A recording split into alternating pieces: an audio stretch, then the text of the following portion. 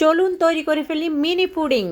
একটু দুধ আর একটি ডিম দিয়ে অসাধারণ পুডিং। তো চলুন আগে ক্যারামেলটা তৈরি করে নিই। আমি এখানে 1 চামচ চিনি দিয়ে দিয়েছি, একটু পানি দিয়ে ভালো করে ক্যারামেলটা ব্রাউন কালার আসা পর্যন্ত অপেক্ষা করতে হবে। তো ব্রাউন কালার এসে গিয়েছে, এখন একটি কাপে ঢেলে নিচ্ছি। যেহেতু এটা আমরা কাপ পুডিং করব, সেজন্য একটি ডিম ভেঙে নিয়েছি, 1 চামচ চিনি দিয়ে দিয়েছি, হালকা একটু লবণ দিয়ে ভালো করে মিক্স করে নিচ্ছি। দেখুন এখন দিয়ে দিব হাফ কাপ দুধ, দিয়ে আবার ভালো করে মিক্স করে নিচ্ছি।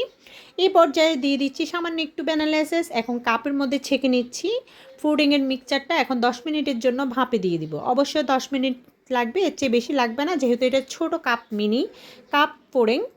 তো এটা এখন ভালো করে 10 মিনিট হয়ে গিয়েছে। এখন আমি আপনাদেরকে চেক করে দেখিয়েছি। এখন কেটে নিচ্ছি, দেখুন চারপাশ দিয়ে অবশ্যই কেটে নিতে হবে। কাটা হয়ে গেলে একটা প্লেটে সার্ভিস করতে হবে। তো দেখুন আমি একটি প্লেটে নিয়ে নিয়েছি, নিয়ে এখন আপনাদেরকে কেটে দেখাচ্ছি কি দারুণ হয়েছে পুডিংটা। তো বাসায় তৈরি করে ফেলুন।